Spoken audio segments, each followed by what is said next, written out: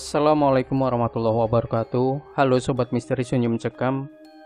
Kembali kami hadir. Tentu seperti biasa kami akan menyuguhkan cerita-cerita misteri yang menarik. Dan kesempatan kali ini kami akan berbagi sebuah kisah nyata misteri yang berjudul Nyaris Celaka di Puncak Mahameru. September 2014, waktu yang cocok untuk kita menikmati keindahan alam di atas gunung. Maka dari itu, aku membuat agenda untuk mendaki ke Gunung Semeru bersama dua teman baikku yang juga mempunyai hobi sama dalam bidang pendakian. Dani dan Yudi, mereka adalah temanku semenjak SMA. Ya, meskipun kami beda sekolah, tapi kami tinggal satu kosan. Tapi kini kami tinggal berjauhan karena beda kota. Tapi itu tidak membuat kami putus persaudaraan, justru malah sebaliknya. Sering kali ini aku berkunjung ke rumah Yudi yang orang tuanya juga sudah begitu akrab denganku. Begitu juga dengan Dani. Tidak jarang juga mereka berdua yang berkunjung ke rumahku. Dan kedatangan mereka juga selalu disapa hangat oleh orang tuaku.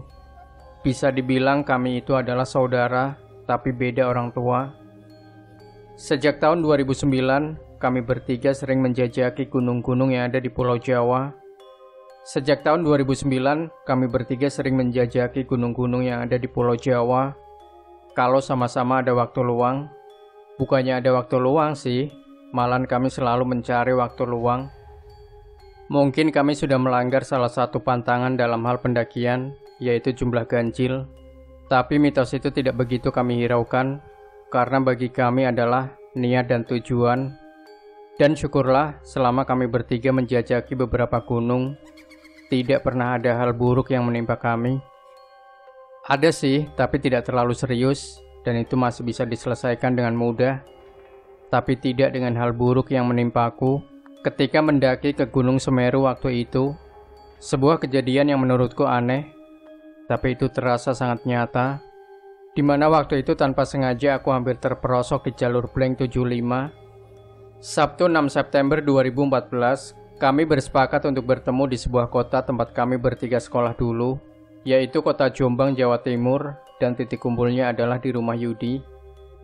Bagi kami bertiga, rumah Yudi adalah base camp, karena setiap kali kami akan pergi mendaki gunung, rumah Yudilah yang selalu kami pilih sebagai titik kumpul. Selain tempatnya strategis, orang tua Yudi juga sudah menganggap kami seperti anak sendiri. Setelah berkumpul, kami langsung menaiki motor untuk berangkat ke Gunung Semeru. Dan tidak lupa bersalaman dengan orang tua Yudi untuk pamit dan meminta doa restunya. Dani mengendarai motor bututnya sendiri, sedangkan aku berboncengan dengan Yudi. Ya, Dani memang selalu begitu setiap mendaki. Dia lebih suka mengendarai motor bututnya sendiri daripada dibonceng. Katanya meskipun butut, tapi motor itulah yang selalu mengantar Dani kemanapun dia pergi. Sore itu kami bertiga sampai di desa terakhir, yaitu Ranupani. Sebuah desa yang membuatku merasa nyaman ketika aku menginjakan kaki di sana, sampai-sampai aku mempunyai pikiran, andaikan aku tinggal di desa ini, pasti setiap hari aku akan merasakan kesejukan alam yang asri. Kedatangan kami sore itu disapa hangat oleh penjaga parkir yang terletak di sebelah lapangan luas, yang kalau sore hari selalu ramai oleh anak-anak bermain bola. Setelah motor kami dititipkan di tempat parkir, kami berjalan melewati anak-anak yang sedang bermain bola itu untuk menuju ke base camp. Sesampai di base camp, ternyata tidak ada yang berubah. Bangunan base camp masih sama seperti awal aku kesini pada tahun 2010 lalu. Namun kali ini suasana semakin ramai oleh pendaki. Ini bukan pendakian pertamaku ke Gunung Semeru, begitupun Yudi dan Dani. Ini ketiga kalinya aku menjajaki alam Gunung Semeru. Tapi dua pendakian sebelumnya, kami tidak sampai ke puncak Mahameru. Di tahun 2010, kami hanya mendaki sampai di Ranukumbolo. Dan di tahun 2012, kami bisa sedikit ke atas, ke Kalimati. Tapi kali ini kami bertiga bertekad untuk menginjakan kaki di tanah tertinggi Jawa, yaitu Mahameru. Kurang lebih 15 menit lamanya, kami mengurusi maksi, mulai dari mengisi formulir, dan yang terakhir membayar tiket sebesar 17.500 per hari. Setelah selesai, kami langsung memulai perjalanan sore itu juga. Di awal-awal perjalanan, jalannya masih sama, yaitu jalan aspal yang menurun hingga sampai di pintu gerbang pendakian. Baru kemarin jalannya berupa tanah dan menanjak. Sambil berjalan, aku membayangkan bagaimana rasanya berdiri di puncak Mahameru nanti. Tentunya hal pertama yang akan aku lakukan nanti adalah bersujud syukur. Ya, meskipun belum tentu aku akan kuat untuk menggapai Mahameru. Selangkah demi selangkah, jalan berpaving dan dominan menanjak ini kami lalui hingga tidak terasa sampailah kami di pos peristirahatan pertama. Sesampai di situ kami istirahat di dalam bangunan shelter dan menyempatkan untuk membuat kopi. Kegiatan membuat kopi di perjalanan ini rutin kami lakukan setiap kali mendaki dengan tujuan agar perjalanannya bisa dinikmati dengan adanya kopi di sela-selanya. Di sisi lain, waktu itu kami juga sedang menunggu habis waktu maghrib. Setelah kopi sudah habis terminum dan mengingat waktu maghrib juga sudah lewat, kami pun kembali bersiap-siap akan melanjutkan perjalanan ke pos 2. Kami pun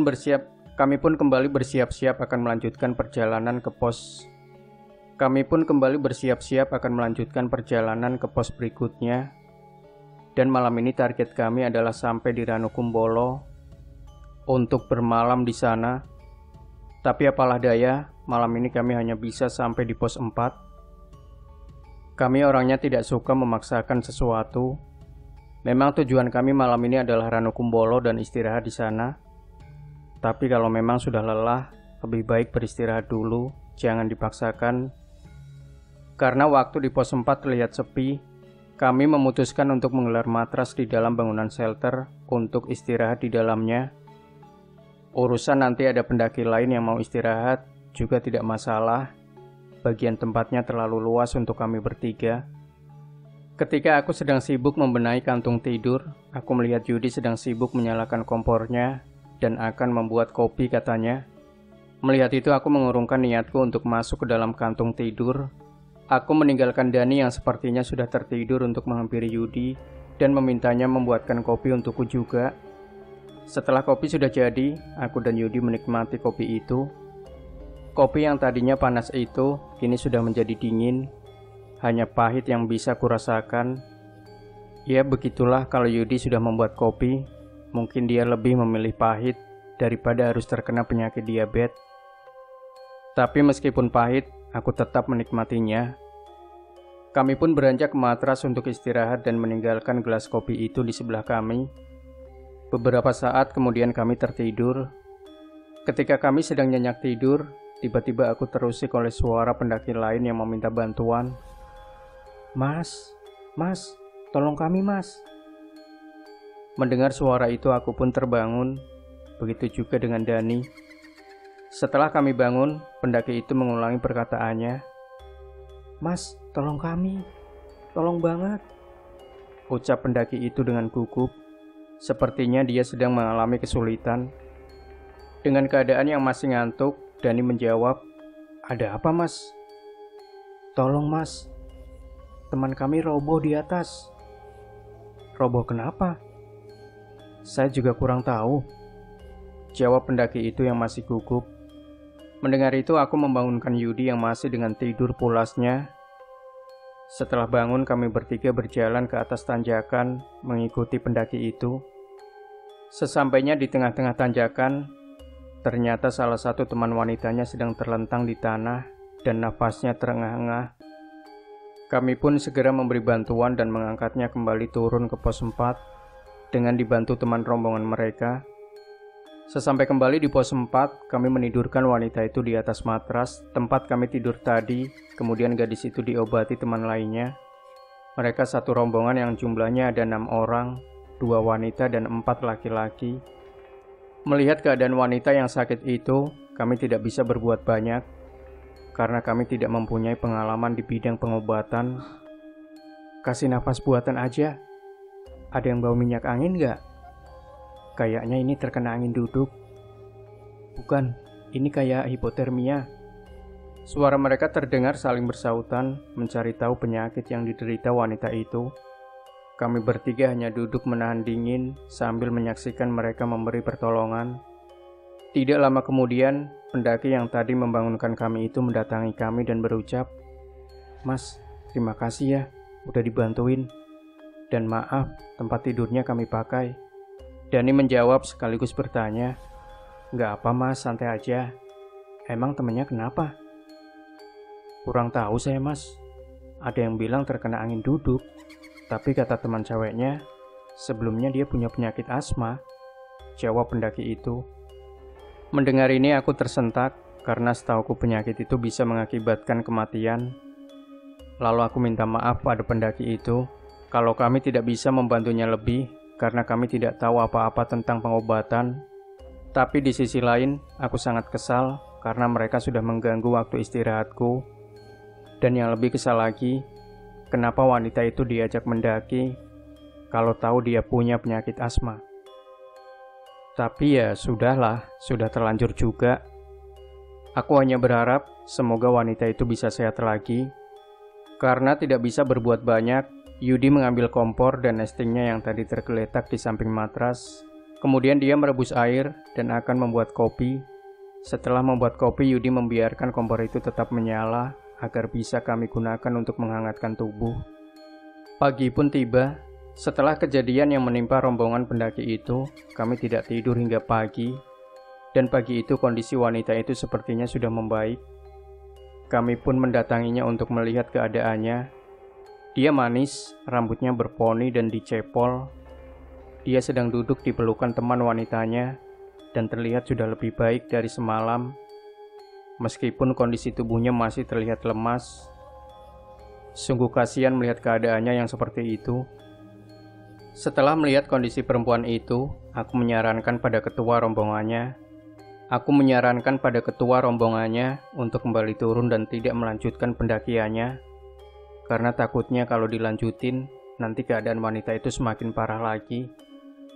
Mendengar saran dariku, ketua rombongan itu mengajak 5 anggotanya untuk kembali turun pagi itu juga. Dan sebelum turun, mereka semua mengucapkan terima kasih banyak pada kami bertiga karena semalam sudah bersedia membantunya. Aku pun merasa senang karena bisa membantunya. Ya, meskipun pagi itu aku masih menahan ngantuk karena kejadian itu membuat aku tidak tidur lagi hingga pagi. Dan itu juga dirasakan oleh Yudi dan Dani. Setelah rombongan pendaki itu turun, kami bertiga segera melanjutkan perjalanan ke Ranukumbolo dengan tujuan agar kami bisa istirahat sebentar di sana. Di perjalanan menuju Ranukumbolo, aku sedikit menyesal karena aku tidak sempat menanyakan nama wanita tadi.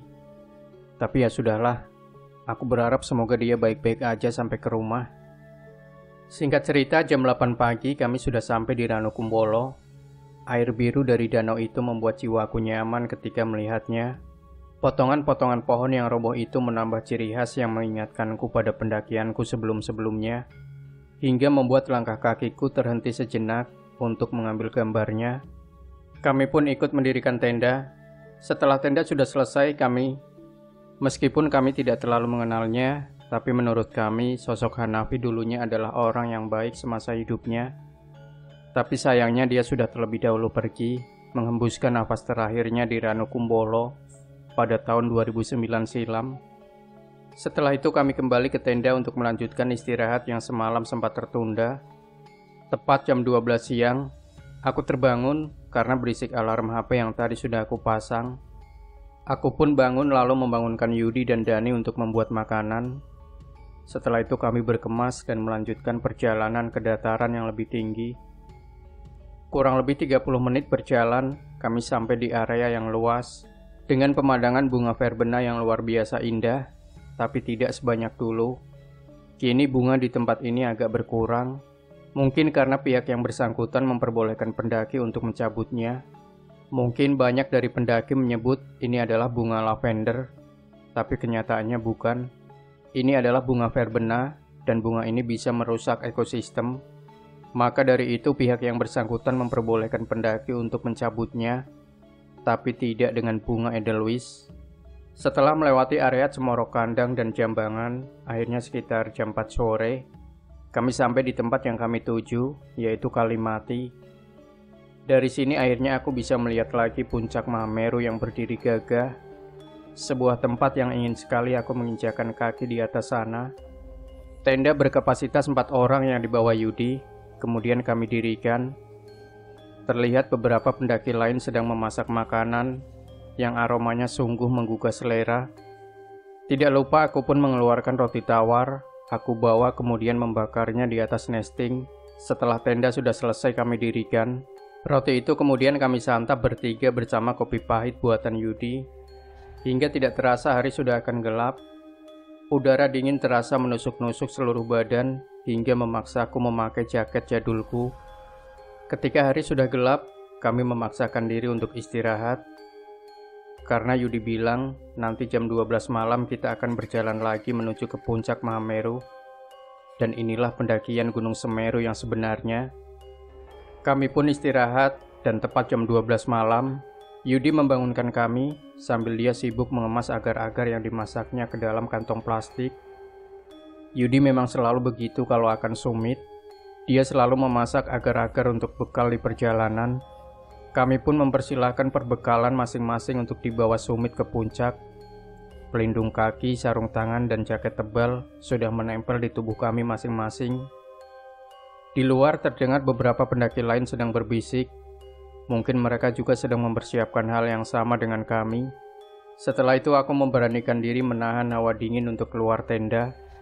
Di luar kami bertiga mengangkat kedua tangan kami setinggi dada untuk berdoa kepada Tuhan Yang Maha Esa agar diberi kekuatan dan keselamatan selama perjalanan menuju ke Mahameru nanti. Setelah itu kami mengumpulkan masing-masing tangan kanan kami, kemudian bareng-bareng melepaskannya, disertai dengan teriakan, "Yo!" Setelah itu kami bertiga sama-sama menatap ke arah puncak Mahameru. Ini adalah perjalanan hidup dan mati, karena semua resiko yang akan terjadi pihak yang bersangkutan tidak akan bertanggung jawab setelah pendaki sudah berada di atas Kalimati. Pada kondisi yang sangat dingin ini, kami pelan-pelan berjalan meninggalkan tenda. Dan semakin lama langkah kaki kami menjadi sangat pelan karena kondisi trek yang berpasir dan berdebu. Di sebelah kanan dan kiri aku melihat banyak petilasan dari pendaki yang sudah terlebih dahulu pergi. Semoga mereka tenang di alam sana. Langkah yang pelan ini akhirnya membawa kami sampai area Cemoro Tunggal, di mana di situ ada 2 buah pohon yang berdiri kokoh. Sesampai di situ aku melihat raut wajah Dani sepertinya sangat kelelahan. Hingga akhirnya aku mengajaknya untuk istirahat sejenak. Sambil istirahat, Yudi membuka kantong plastik yang berisi agar-agar itu untuk dimakan. Setelah makan beberapa potong, kami pun kembali melanjutkan perjalanan. Awalnya jalan kami saling berdekatan dengan posisi Yudi di depan, disusul Dani, dan aku paling belakang.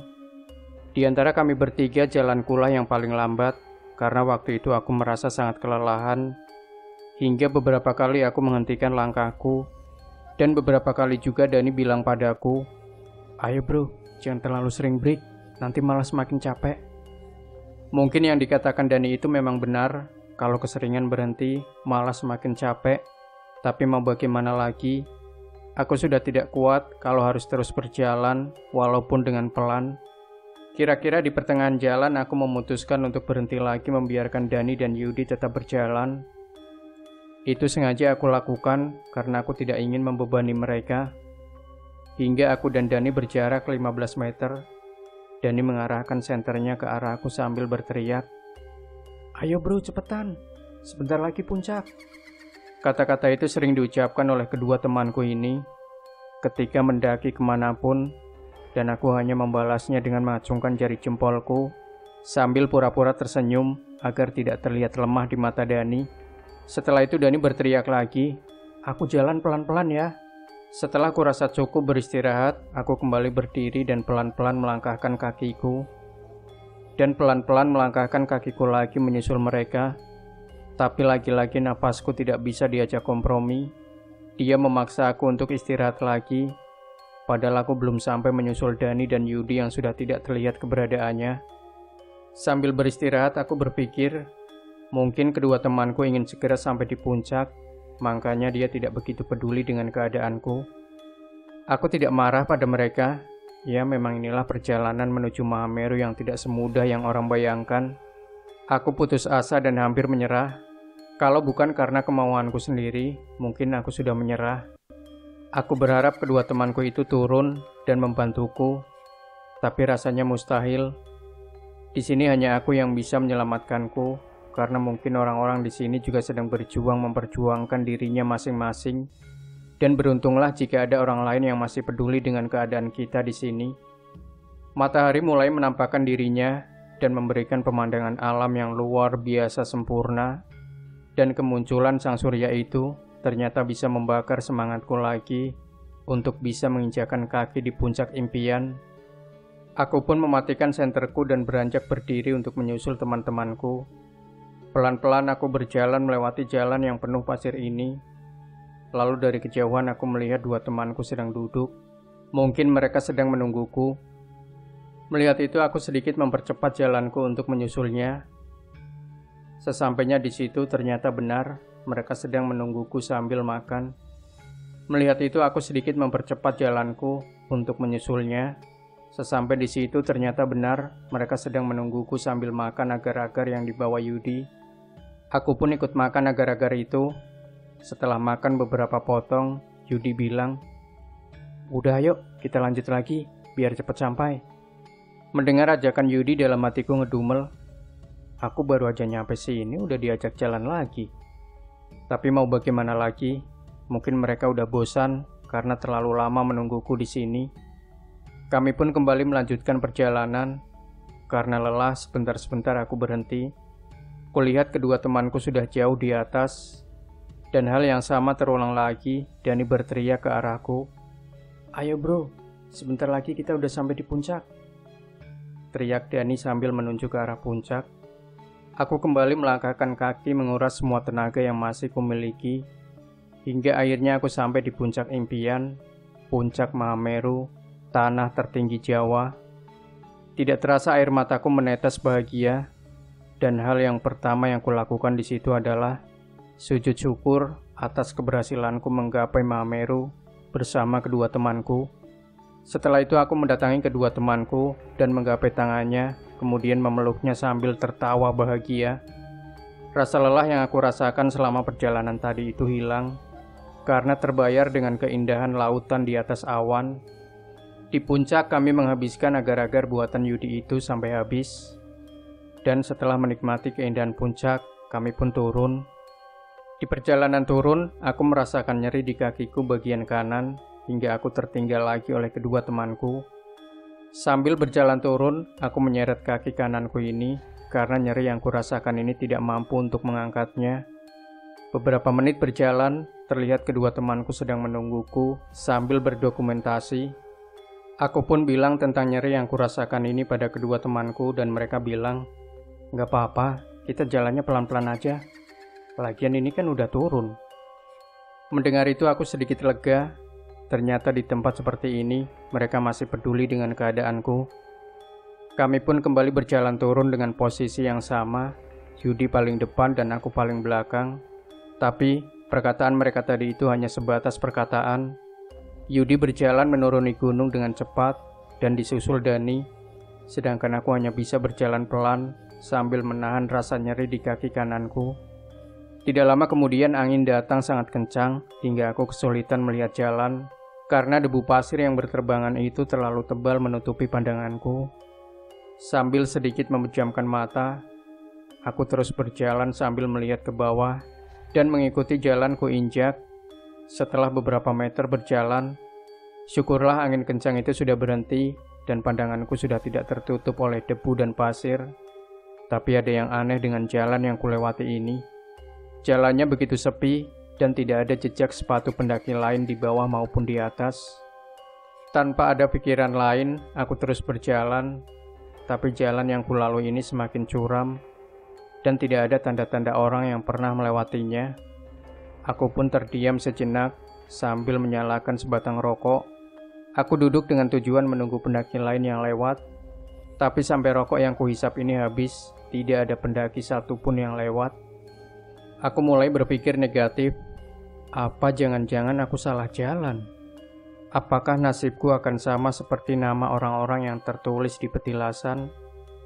Lalu dari atas aku melihat ada satu orang pendaki wanita yang sedang berjalan turun.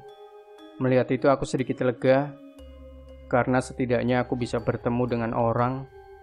Setelah orang itu mendekat, aku dibuat sedikit kaget, karena samar-samar sepertinya aku mengenali pendaki wanita itu. Ternyata benar, dia adalah pendaki wanita yang sakit di pos 4 kemarin, dengan rambutnya yang berponi dan dicepol. Tapi anehnya, dia terlihat memakai baju serba putih dan wajahnya sangat pucat, tapi tidak menghilangkan cantiknya. Aku sedikit ketakutan melihatnya, karena setauku wanita itu sudah kembali turun bersama rombongannya. Kemudian wanita itu bilang dengan suara yang lembut, "Mas, kamu salah jalan. Di depan sana adalah jurang." Spontan aku melihat ke arah bawah, tapi tidak melihat apapun. Karena jarak pandangku kurang lebih hanya 1 meter tertutup debu dan pasir yang berterbangan. Lalu aku menoleh ke arah wanita itu lagi, dan dia mengelurkan tangannya sambil bilang, "Ayo jalan balik ke atas." Aku pun meraih tangan wanita itu dan berjalan kembali ke atas, di tengah-tengah debu dan pasir yang berterbangan. Sambil berjalan aku bertanya pada wanita itu, "Kayaknya aku pernah lihat mbaknya deh." Wanita itu tidak menjawab dan hanya menutupi hidungnya dari terpaan debu dan pasir yang berterbangan. Aku pun tidak melanjutkan pertanyaanku. Tidak lama kemudian, wanita itu melepaskan tanganku dan memintaku untuk berjalan di depan. Aku pun menurutinya. Setelah beberapa langkah, debu dan pasir yang berterbangan itu sudah mereda, dan aku melihat di atas ada banyak pendaki yang sedang berjalan turun. Dan salah satu dari mereka bilang padaku, "Mas, jangan lewat situ, bahaya, di sana jurang." Spontan aku menoleh ke arah belakang, dan wanita yang bersamaku tadi sudah tidak ada, entah kemana perginya. Lalu aku berjalan sedikit naik untuk menghampiri pendaki yang bilang kepadaku tadi, "Iya mas, tadi anginnya kenceng banget, jadi aku nggak sengaja lewat jalur ini." Lalu aku berjalan mengikuti pendaki itu, hingga akhirnya aku bertemu dengan kedua temanku, yang ternyata mereka sudah menungguku di Cemoro Tunggal. Sesampainya di situ mereka bertanya padaku, "Lama banget bro, kakimu masih sakit?" "Iya nih, ngeri banget kalau dipakai buat jalan." Sebenarnya aku ingin bilang pada mereka kalau tadi aku sempat salah jalur, tapi kurasa itu tidak penting. Yang penting sekarang aku bisa bergabung dengan mereka berdua lagi. Setelah cukup beristirahat di Cemoro Tunggal, kami kembali turun ke Kalimati. Di perjalanan turun itu, aku memikirkan tentang kejadian yang menimpaku barusan, dan sesekali aku melihat beberapa petilasan yang tertancap di tanah sambil berpikir, hampir aja nasibku sama seperti nama-nama yang ada di petilasan itu. Sesampai di Kalimati, aku merebahkan badanku di depan tenda. Sebenarnya aku ingin menceritakan tentang kejadian yang kualami barusan pada kedua temanku, termasuk sosok wanita yang menolongku itu. Tapi rasanya mereka tidak akan percaya, karena itu susah untuk masuk akal manusia, hingga akhirnya aku memilih untuk diam. Setelah cukup rebahan, kami memasak makanan dan kemudian kembali turun. Sambil berjalan turun, aku menahan rasa nyeri di bagian kaki kananku, hingga aku menyeretnya karena aku tidak mampu kalau harus berjalan seperti biasa. Beruntungnya kedua temanku peduli dengan keadaanku, jadi seringkali kami berhenti untuk istirahat di sembarang tempat. Sekitar pukul 4 sore, akhirnya kami sampai kembali di Ranukumbolo. Sesampai di situ kami memutuskan untuk menginap semalam lagi. Ya, hitung-hitung untuk istirahat agar besok kembali fit. Sore itu suasana Ranukumbolo sangat memanjakan mata. Warna-warni tenda pendaki membuat danau ini semakin memanjakan mata. Keesokan harinya, sekitar jam 8 pagi kami kembali turun. Di perjalanan turun itu aku masih menahan rasa nyeri di bagian kaki kananku. Sesampai di pos 4, aku teringat tentang pendaki wanita yang sudah menolongku kemarin. Apa benar itu adalah dia? Tapi kenapa bisa dia menolongku, dan kenapa dia mengenakan baju serba putih? Iseng-iseng aku bilang pada kedua temanku, "Bro, cewek kemarin yang sakit di sini gimana ya kabarnya?" Mendengar kata-kata tidur cantik, aku jadi berpikir, apa jangan-jangan dia... Tapi enggak lah. Meskipun aku tidak tahu namanya, tapi dalam hati aku mendoakannya. Semoga dia selalu diberi kesehatan oleh Yang Maha Kuasa. Kami pun lanjut berjalan turun hingga sampai kembali di Ranupani sekitar jam 12 siang, dan kami beranjak pulang ke Jombang. Pendakian ini akan selalu terkenang sepanjang hidupku, sebuah perjalanan hidup dan mati. Mungkin sebagian orang akan mengira bahwa kedua temanku itu egois karena tidak mempedulikan keadaanku waktu itu. Tapi aku tidak menyalahkannya karena itu adalah Mameru. Orang-orang akan berjuang hidup untuk dirinya sendiri-sendiri. Di saat kita kelelahan, di saat itu juga mereka mungkin lebih kelelahan. Dan kalaupun ada yang rela membantu ketika kita kelelahan, kita berutang budi banyak kepadanya. Demikian Sobat Misteri Sunyi Mencekam, jangan lupa tinggalkan komentar Anda, like, share video ini, subscribe channel Sunyi Mencekam, dan kembali nantikan cerita-cerita misteri terbaru dari kami. Wassalamualaikum warahmatullahi wabarakatuh.